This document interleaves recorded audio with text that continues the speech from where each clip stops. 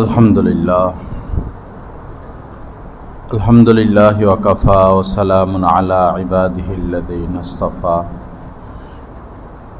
अम्मा बअद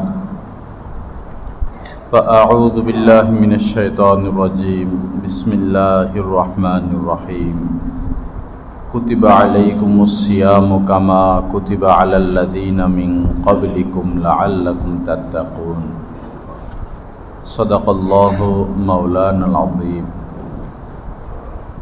अक़ाल रसूलुल्लाह सल्लल्लाहु तआला अलैहि वसल्लम मन सामा रमज़ान ईमानन वहतिसाबन गुफ़िर लहु मा तक़द्दम मिन ज़ंबिहि व मन क़ाम रमज़ान ईमानन वहतिसाबन गुफ़िर लहु मा तक़द्दम मिन ज़ंबिहि व मन क़ाम लैलतल क़द्रि ईमानन वहतिसाबन गुफ़िर लहु मा तक़द्दम मिन ज़ंबिहि औ कमा क़ाल अलैहिस्सलातु वस्सलाम। अक़ाल अलैहिस्सलातु वस्सलाम तूबा लिमन वुजिद फ़ी सहीफ़तिही इस्तिग़फ़ारन कसीरा। अक़ाल अलैहिस्सलातु वस्सलाम मन लज़िमल इस्तिग़फ़ार जअलल्लाहु मिन कुल्लि दीक़िन मख़रजा व मिन कुल्लि हम्मिन फ़रजा व रज़क़हु मिन हैसु ला यहतसिब औ कमा क़ाल अलैहिस्सलातु वस्सलाम। अल्लाहुम्मा सल्लि अला सय्यिदिना व मौलाना मुहम्मद व अला आलि सय्यिदिना व मौलाना मुहम्मद व बारिक व सल्लिम।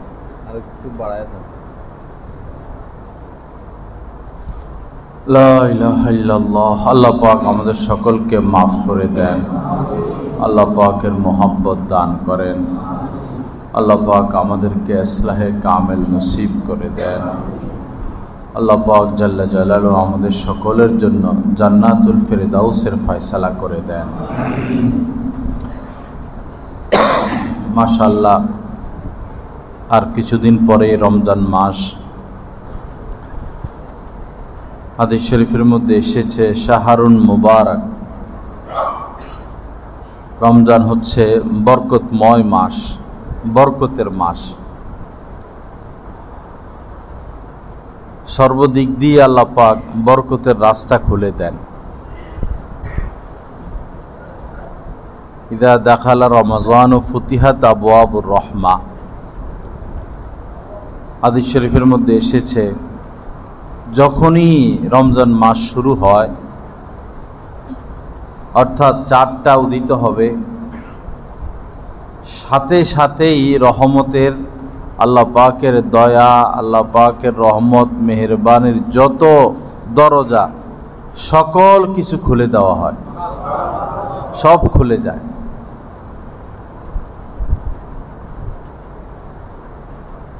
এই রহমতের কতটা মুহতাজ নবীজি ছিলেন যে 2 মাস আগ থেকে রমজান পাওয়ার জন্য দোয়া করা শুরু করতেন। 2 মাস আগ থেকে আল্লাহুম্মা বারিক লানা ফি রজব ওয়া শাবান। রজব মাসই যখন শুরু হইতো তখনই নবীজি এই দোয়া শুরু করে দিতেন, আল্লাহুম্মা বারিক লানা ফি রজব ওয়া শাবান ওয়া বাল্লিগনা রমজান। তো সেই রমজান আমাদের সামনে, আমরা মানসিকভাবে প্রস্তুতি নেই ইবাদতের জন্য। কেউ যদি নিজে ইবাদতের জন্য নিজেকে মুক্ত করে নেয়, অবসর করে নেয়, আল্লাহ পাক তার ব্যক্তিগত যে ঝামেলাগুলো এগুলো দূর করে দেন, রাস্তা খুলে দেন। কেউ যদি চায় আমি ঠান্ডা মাথায় ইবাদত করব, আল্লাহকে রাজি করব, আল্লাহকে খুশি করব, আল্লাহকে খুঁজে পাবই পাবো, আল্লাহ পাক রাস্তা খুলেই দেন। আর যদি শুধু জামিলা বাড়ায়, পেরেশানি বাড়ায়, পেরেশানির আর শেষ নাই। ওয়াল্লাযীনা জাহাদু ফীনা লানাহদিয়ান্নাহুম সুবুলানা। আল্লাহ পাক জাল্লা জালালুহু কোরআনে কারীমের মধ্যে বলেছেন, আমাকে পাওয়ার জন্য যারা চেষ্টা করে, আমাকে পাওয়ার জন্য যারা চেষ্টা করে আমি হাজারো রাস্তা খুলে দেই। আল্লাহ খুলে দেন। আওয়াজ সুন্দর হয় না, এটা পাল্টাই দিবে। এটা কোন জায়গায় ছিল আগে? হ্যালো, আরেক জায়গায়, হ্যালো, আরেক জায়গায়। হ্যালো, একটু ঘুরে এইটা যেটার উপরে থাকে এটা একটু ঘুরে। লা ইলাহা ইল্লাল্লাহ।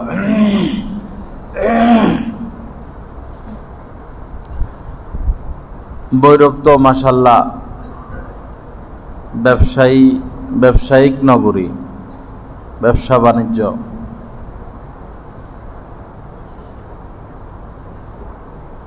রমজান আসার আগ থেকেই যারা ব্যবসার প্রস্তুতি নেয়, অপেক্ষায় থাকে অনেক দিন ধরে, রমজান আসতেছে ব্যবসা করব।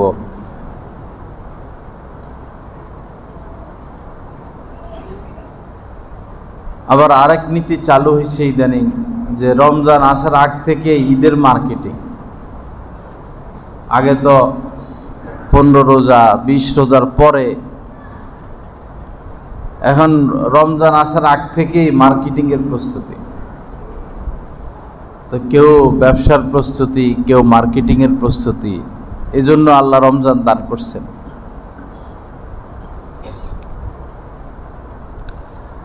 যে আয়াতে কারিমার দ্বারা রোজা ফরজ হলো, সে আয়াতে কারিমার শেষে একই আয়াতে আল্লাহ পাক বলে দিয়েছেন কেন রোজা দিলাম। কুতিবা আলাইকুমুস সিয়ামু কামা কুতিবা আলাল্লাযীনা মিন ক্বাবলিকুম, তোমাদের পূর্ববর্তী উম্মতদের উপর যেভাবে রোজাকে ফরজ করা হয়েছে, তোমাদের উপরও তদ্রূপ রোজাকে ফরজ করা হলো। কেন? লাআল্লাকুম তাত্তাকুন, যেন তোমরা মুত্তাকি হও, আল্লাহওয়ালা হও, গুনাহমুক্ত হও। জামা কাপড় মানুষ ধোলাইতে দেয়, লন্ড্রিতে দেয়, যেন পরিষ্কার হয়। শীতকাল শেষের দিকে মানুষ এসিগুলোকে মেকারের কাছে দেয়, যেন এটাকে ওয়াশ করে দেয়, পরিষ্কার করে দেয়। 11 মাস আমরা যা কিছু করলাম আমাদেরকে পবিত্র করার জন্য, পবিত্র হওয়ার জন্য, একদম সাফ হওয়ার জন্য আল্লাহ পাক রমজান মাস দান করছেন। আমরা যেন গুনাহমুক্ত হয়ে যাই, পাপ মুক্ত হই, পাপ নিয়ে ঘোরাফেরা না করি। এই সমাজের মধ্যে এমন কোনো মানুষ নাই যে জামার মধ্যে কোনো পাখি পায়খানা করে দিল বা আলকাতরা লেগে গেল, এই আলকাতরা নিয়ে, ময়লা নিয়ে রাস্তাঘাটে ঘোরাফেরা করবে, এরকম কোনো মানুষ নাই। অথচ অন্তর আত্মা হাজারো ময়লা নিয়ে আমরা ঘোরাফেরা করতেছি। অন্তরেও ময়লা লাগে গুনাহের কারণে। ইন্নাল মুমিনা ইযা আযনাবা কানাত নুকতাতুন সাউদা ফি কলবিহি, হাদিস শরীফের মধ্যে এসেছে, যখন মুমিন বান্দা কোনো পাপ করে, অপরাধ করে, গুনাহ করে, তো এই অন্তরাত্মায় কালো দাগ পড়ে, কালো ফোঁটা পড়ে, নুকতাতুন সাউদা। তো শরীর বা কাপড়ে ময়লা নিয়ে ঘোরাফেরা আমরা পছন্দ করি না। অথচ অন্তর হইল ময়লার ডিপু, অন্তরটা ময়লার ডিপু। আল্লাহ পাক আমাদেরকে অন্তর পরিষ্কার করার তৌফিক দান করেন। কাপড় পরিষ্কার করতে তো টাকা লাগে, সময় লাগে, কষ্ট হয়, অপেক্ষায় থাকতে হয়। কিন্তু অন্তর পরিষ্কার করতে টাকা লাগে না, সময় লাগে না, অপেক্ষায় থাকতে হয় না। মুহূর্তের মধ্যেই এমন সিস্টেম আল্লাহ পাক রাখছেন যে অন্তর পরিষ্কার হয়ে যায়। সুবহানাল্লাহ। বস যে যা অপরাধ করছি দিল থেকে মাপ চাওয়া, দিল থেকে তওবা করা, আল্লাহ মাফ করে দেন, আল্লাহ মাফ করে দেন, আল্লাহ মাফ করে দেন, এতটুকুই। হাজার হাজার পাপ, লক্ষ লক্ষ পাপ, কোটি কোটি পাপের কারণে অন্তর আত্মা একদম অন্ধকার, একদম অন্ধকার। এই বান্দাও যদি দিল থেকে আল্লাহর কাছে মাফ চায়, আল্লাহ মাফ করে দেন, আল্লাহ মাফ করে দেন, আল্লাহ আর করবো না, আমি লজ্জিত, আল্লাহ মাফ করে দেন, বাস। এত দয়ার সাগর আল্লাহ পাক, সবকিছু একসাথে মাফ করে দেন। ইন্নাল্লাহা ইয়াগফিরুয যুনুবা জামিয়া। জামিয়া মানে যত পাপ করছে, এই নয় ছোটগুলো আছে বা বড়গুলো ছোটগুলো না, জানা অজানা বহু গুনাহ আছে, আমাদের মনে নাই কিন্তু আল্লাহর মনে আছে। বহু নেক কাজ আমরা করছি যেটা আমাদের মনে নাই, আল্লাহর মনে আছে। বহু পাপ হয়তো অনেক আগে করা হয়েছে, খেয়াল নাই, ইচ্ছায় পাপ হয়, অনিচ্ছায় পাপ হয়, আল্লাহ পাকের সব খবর আছে, সব একসাথে সাফ, একসাথে পরিষ্কার। আল্লাহ পাক আমাদেরকে একদম পাক সাফ হওয়ার তৌফিক দান করেন।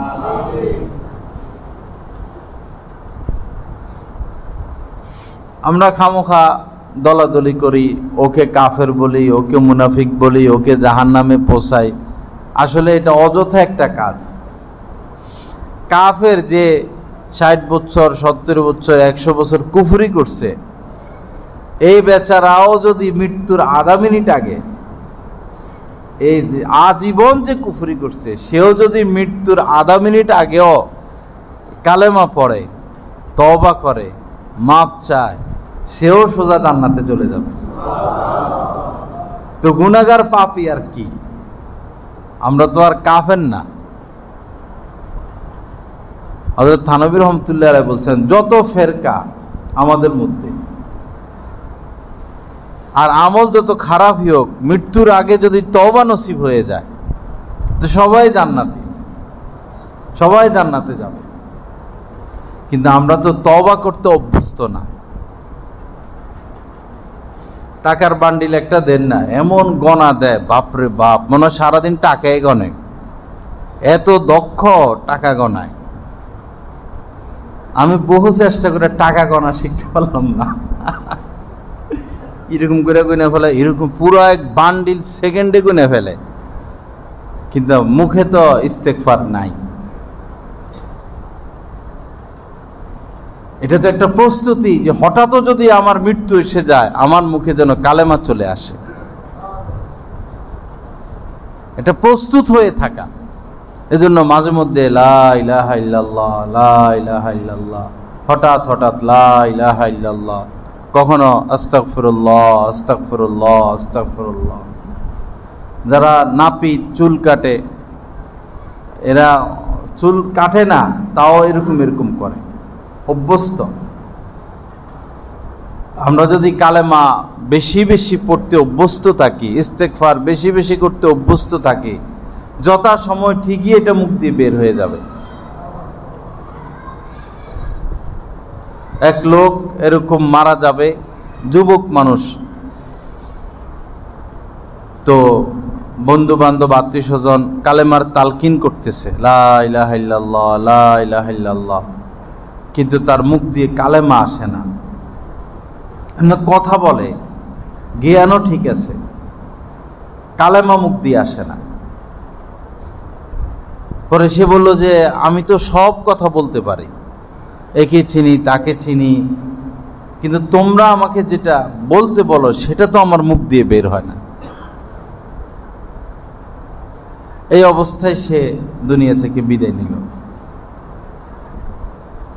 পরে খবর নিয়ে দেখা গেল যে সে এই মেয়েদেরকে বিরক্ত করত, মহিলাদেরকে, যে কোনো মহিলা দেখতো এটা সেটা বলতো, সামনে বলতো, পিছনে বলতো, মহিলাদেরকে ডিস্টার্ব করত।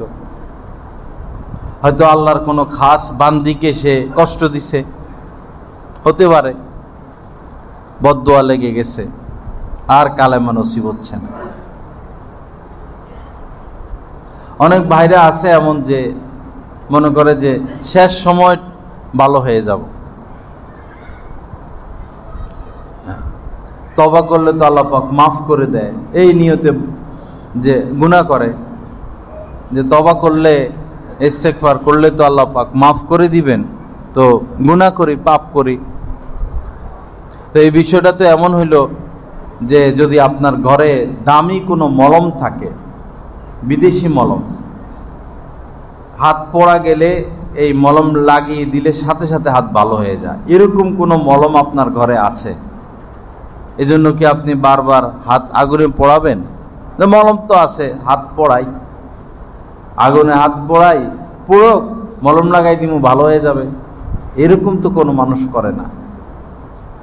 আল্লাহ পাক গুনাহ করলে মাফ করে দিবেন সত্য, তার মানে এই তো নয় এই সুযোগে আমি বারবার গুনাহ করব।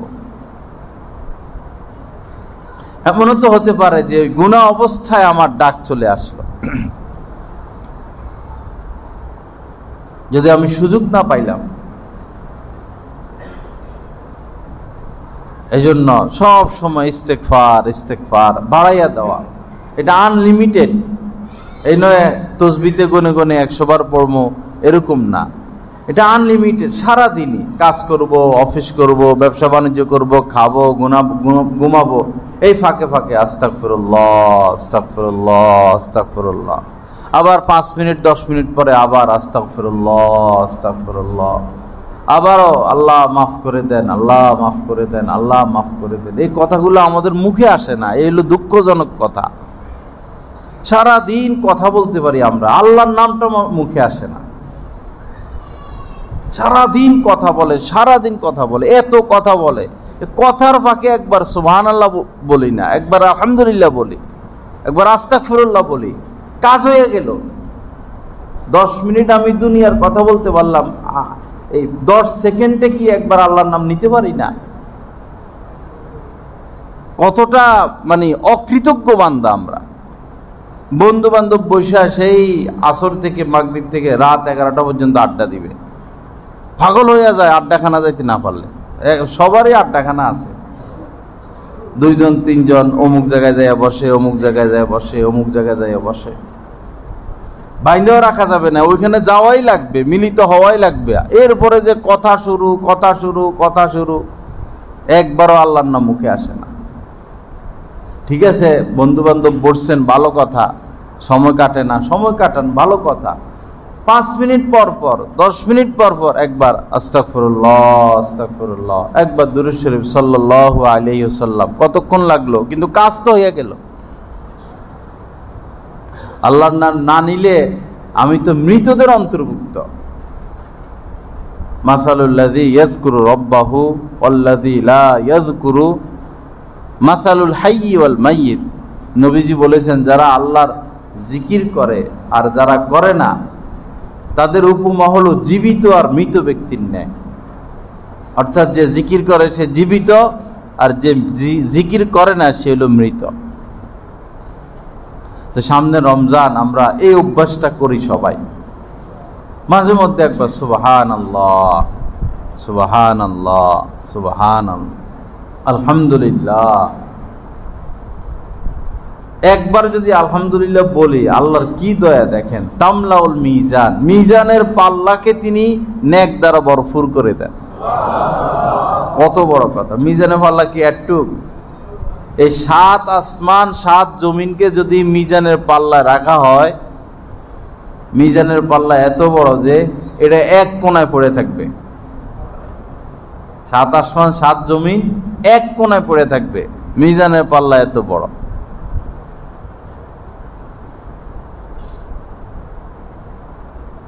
এত বড় পাল্লা, এই একবার সুবহান আলহামদুলিল্লাহ বললে আল্লাহ পাক ভরে দিবেন।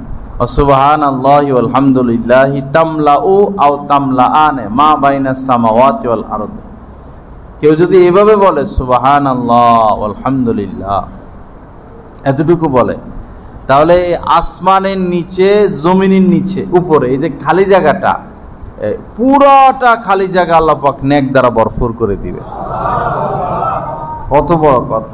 কে পারবে এত বড় দান করতে? কে পারবে? কার দ্বারা সম্ভব? এই জন্য অভ্যাস করি, জিকিরের অভ্যাস করি। মা চলে গেছেন, বাবা চলে গেছেন, আমরা তো যেটা করি সব উল্টা পাল্টাটা করি। মা বাবা কিছু পাবে এই সিস্টেমে তো কিছু করি না। এখন তো মানুষ মরেও শান্তি পায় না, এই ফ্রিজে আটকে মাছ। মানুষ এখন কোরবানি গরুর গোশত হইয়া গেছে, এটারে ফ্রিজে আটকে রাখবে। কি চালু হইল সমাজে! আহা, কে শুনবে কার কথা? একজন মানুষ মারা গেলে কতক্ষণ তাকে রাখা যাবে? সর্বোচ্চ তাকে গোসল করানো, কাফন পরানো, দাফন, এতটুকু। কোন আত্মীয় আসলো, কোন আত্মীয় আসলো না, এটা দেখার বিষয় না। দ্রুত তাকে আল্লাহর হাতে সুপর্দ করে দেওয়া।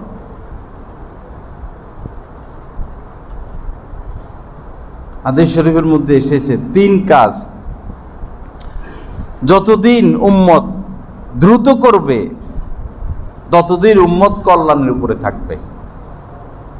3 কাজ, খুব মনোযোগ দিয়ে শুনবেন। 3টা কাজ যতদিন দ্রুত করবে ততদিন কল্যাণের উপর থাকবে। তার মানে যখন এই কাজগুলোর ব্যাপারে অলসতা করবে তখন এই উম্মত আর কল্যাণের উপরে থাকবে না। এই 3টা কাজের মধ্যে একটা হচ্ছে মানুষ মারা গেলে দ্রুত তার কাফন দাফনের ব্যবস্থা করা। আরেকটা হলো মেয়ে বিয়ের উপযুক্ত হলে তাকে বিয়ে দিয়ে দেওয়া। কত পাপ আর পাপ ছড়ায় গেছে সমাজে। একটা মেয়ে 16 বছরে বিয়ের উপযুক্ত হইল, 18 বছরে হইল না, বিয়ে দেয় না, ধরে রাখে। এটারে ইঞ্জিনিয়ার বানাবে, ডাক্তার বানাবে, লন্ডন পাঠাবে। বয়স হয়ে যায় 25, 30, পড়তে 30 বছর, এরপরে চাকরি। তা আল্লাহ কি এরে পয়সা কামানোর জন্য বানাইছে? মেয়ে মানুষ কি পয়সা কামানোর জন্য? মেয়েদের দায়িত্ব তো হইল 2টা, আল মারআতু রাইয়াতুন আলা বাইতি যাওজিহা ওয়া ওয়ালাদিহি। স্বামীর ঘর সংসার টাকা পয়সা এগুলো হেফাজতে রাখবে, দেখে শুনে রাখবে, সন্তান লালন পালন করবে। এই হলো মেয়েদের দায়িত্ব। আর দুনিয়ার সব দায়িত্ব পুরুষের মাথায়।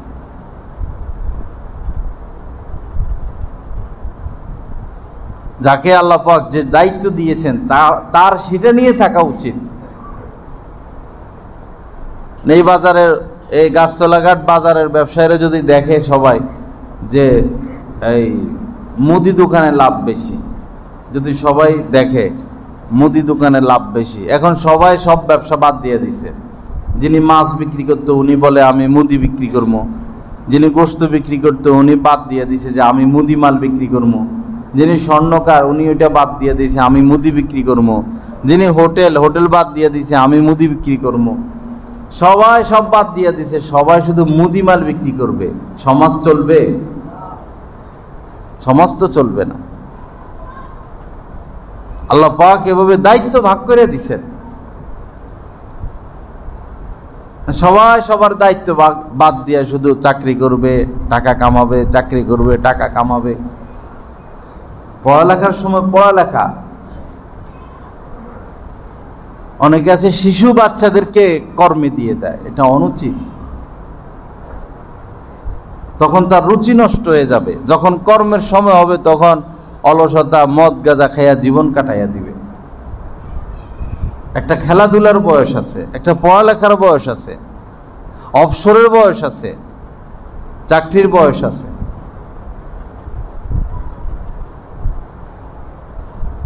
চাকরির বয়সের পরে এখন তার অবসর, এখন সে তার ব্রেনটাকে শান্ত রাখবে, সে সুস্থ থাকবে, সে অবসর থাকবে, জিকির আজকার করবে, ইবাদত বন্দেগী করবে। কিন্তু ওই অবসরের সময় যদি এই বাড়াবাড়িটা করে তখনই তো এই ব্রেন স্ট্রোক করে, হার্ট অ্যাটাক করে, এই রোগে ধরে, সেই রোগে ধরে। আল্লাহর রাস্তে মেয়েদের বিয়ের বয়স হলে বিয়ে দিয়ে দিই। সমাজে যেই পরিমাণ জিনা ব্যভিচার বাড়ছে, তো 2টা, একটা হলো কাফন দাফন, আরেকটা হলো মেয়েদের বিয়ের বয়স হলে দিয়ে দেওয়া, আরেকটা হলো নামাজের ওয়াক্ত হলে নামাজ পড়ে ফেলা। 3 কাজ যতদিন দ্রুত করে ফেলবে ততদিন উম্মত কল্যাণের উপরে।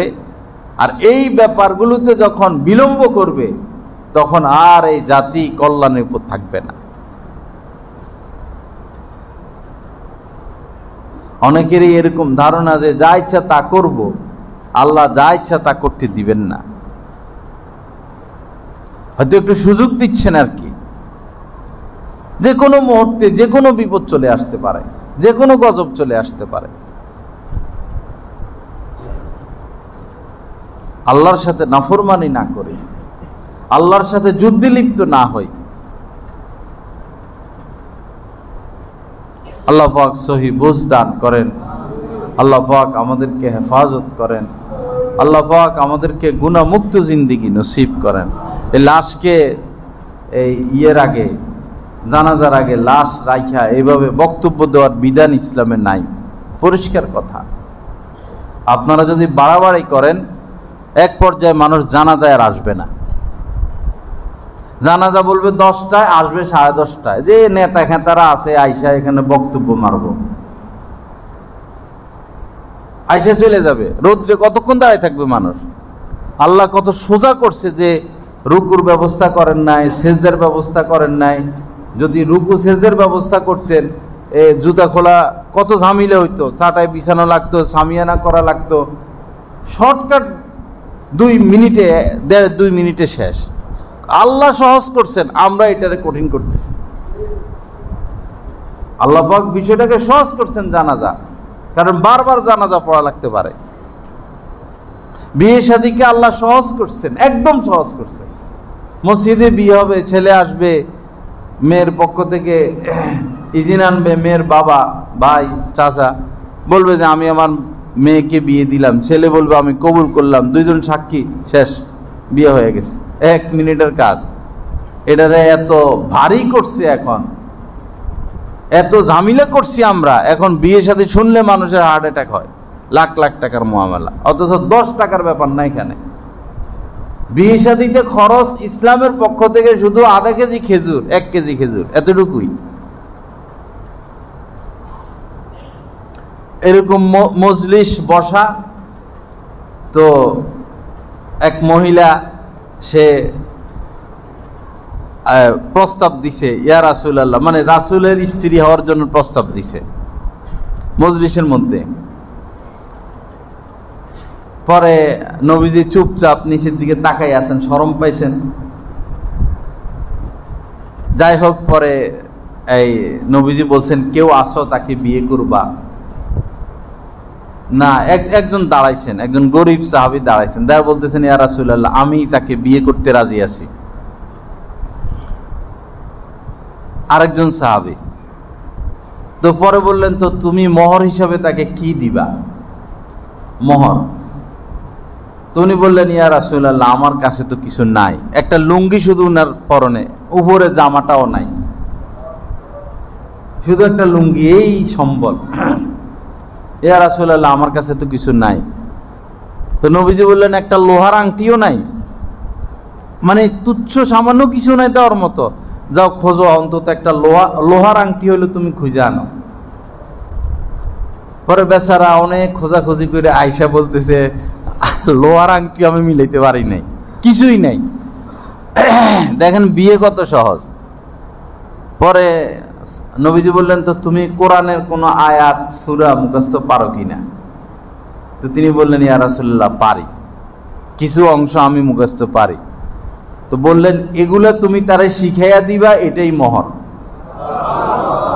যে আয়াতগুলো পারো এটা তাকে শিখাইয়া দিবা, এটা তোমার দায়িত্ব, এটাই মোহর। নবীজি বিয়ে পড়াইয়া দিছেন, শেষ। আর আমরা এখন হলদি, মেহেন্দি, গায়ে হলুদ, গেট, ঝাড়বাতি, ফার্নিচার, বিয়ের আগে মিছিল নিয়ে আসে দেখার জন্য, কি কত কিছু করলাম আমরা।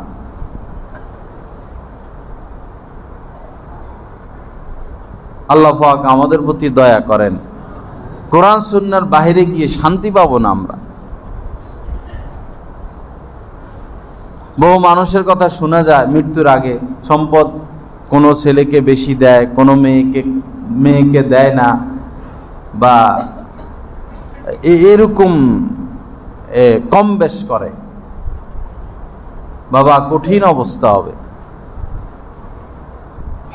এ দায়িত্ব নেওয়ার দরকার কি?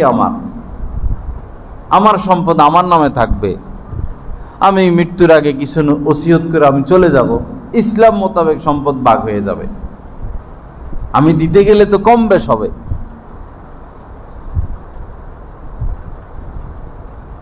যেটা করণীয় সেটা করি না। আমার মনে হয় না 1 লক্ষ ধনী মানুষের মধ্যে কেউ এই কাজটা করার সাহস পাবে। মৃত্যুর আগে সম্পদের 3/1 ব্যাপারে ওসিয়ত করা, যেগুলো দান করে দিবা। কারণ এটা আপনি সারা জীবন কামাইছেন, আপনার অংশ আপনি নিবেন না, সব ছেলে মেরে দিয়ে যাবেন। আপনি কষ্ট করছেন না, আপনার হক আছে না? ভাত পাকাইছে মা, বাজার করছে বাবা, এখন সব ছেলে মেয়ে খাইবো, মা খাবে না, বাবা খাবে না? মার হক নাই এখানে? আপনি সারা জীবন কষ্ট করছেন, আপনার হক আছে না? আপনি আপনার অংশ নেন, বাচ্চাদেরকে বাচ্চাদের অংশ দেন, 3/1 আপনি নিয়ে যান, এটা আল্লাহর কথা। কিন্তু কেউ তো এটা করে না। ওয়ালা তানসা নাসিবাকা মিনাদ দুনিয়া, না, দুনিয়ার অংশ নিতে তুমি ভুল করবা না। আল্লাহ আপনাকে বলতেছেন এই কথা। এরকম কথা কে বলবে বলেন? আপনার আল্লাহ আপনাকে বলতেছেন তোমার অংশ নিতে তুমি ভুল করো না।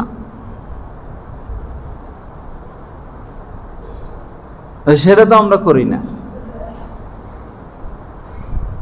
চট্টগ্রামে এক বেটা অনেকদিন পরে ফিরে আইছে, পত্রিকা আইছে এগুলা, 28 বছর না কয় বছর পরে ফিরে আইছে। আইসা দেখে যে জমি জামা ছেলেরা মেয়েরা সব বাগযোগ করে নিয়ে গেছে, মৃত দেখাইয়া। স্ত্রী জীবিত আছে, স্ত্রীও ছেলেদের পক্ষে, এখন বাপেরে আর ঘরে জায়গা দেয় না। তো বাবা বলতেছে আমার সম্পদ আমারে দাও, এগুলো তো আমার সম্পদ। এরা কোনো দাম দেয় না, টাকা পয়সা দেয় না, খরচ দেয় না, তারা ব্যস্ত। বিরক্ত, এই বুড়া কোথা থেকে বাইরে হয়েছে, বিরক্ত, খুশি হয় নাই। 2 ছেলে খুশি হয় নাই, পিতা এতদিন পরে ফিরে আসছে, খুশি হয় নাই, বিরক্ত, ত্যক্ত।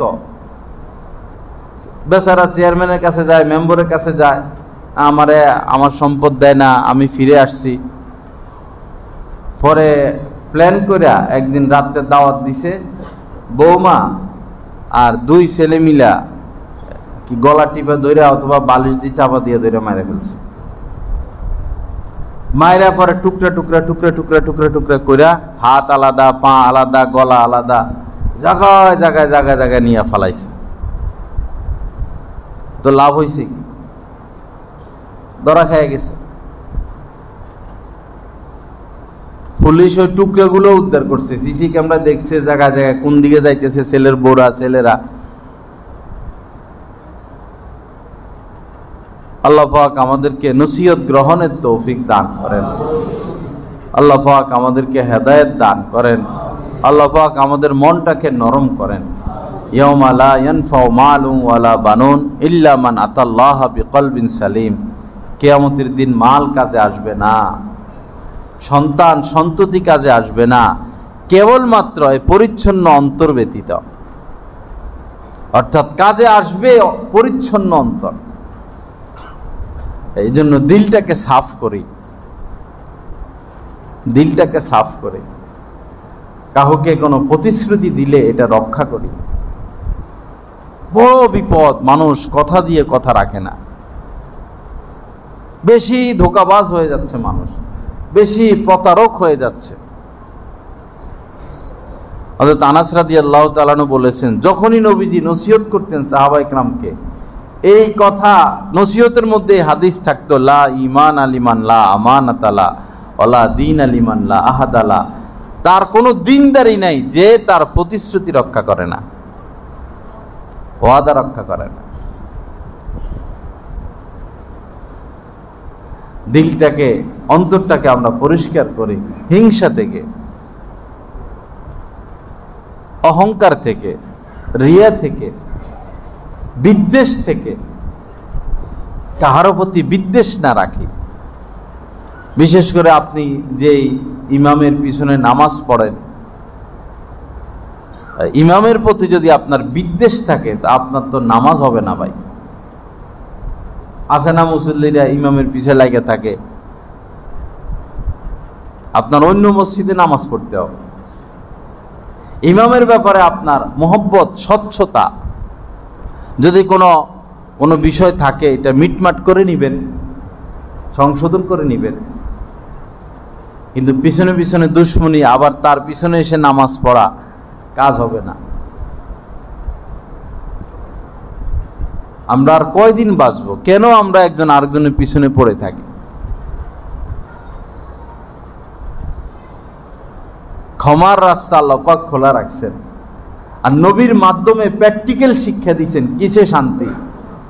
জীবনে কোনোদিন নবীজি ব্যক্তিগত বিষয়ে প্রতিশোধ গ্রহণ করেন নাই, কোনোদিন না। আজীবনই মাফ করে দিচ্ছেন। ক্ষমা ক্ষমা ক্ষমা ক্ষমা।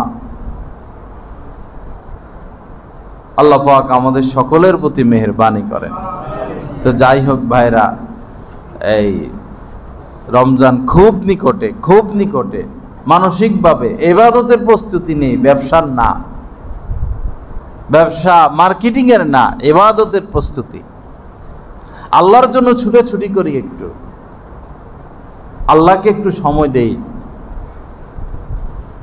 আপনার স্ত্রী সময় পাওয়ার হক রাখে, আপনার সন্তান আপনার থেকে সময় পাওয়ার হক রাখে, বন্ধু বান্ধব, মা বাবা আপনার থেকে সময় পাওয়ার হক রাখে। আল্লাহ কি হক রাখেন না? আল্লাহ কি একটু সময় আপনার থেকে পেতে চান না? একবারই নির্জন হয়ে, একাকিত্ব হয়ে আল্লাহকে একটু সময় দেওয়া, আল্লাহকে ডাকা, কান্নাকাটি করা, কান্নার চেষ্টা করা, চোখে পানি আনা, একদম আল্লাহকে একটু সময় দেওয়া। এটা কাজে আসবে। যেদিন কেউ থাকবে না, কিছু থাকবে না, সেদিন কাজে আসবে।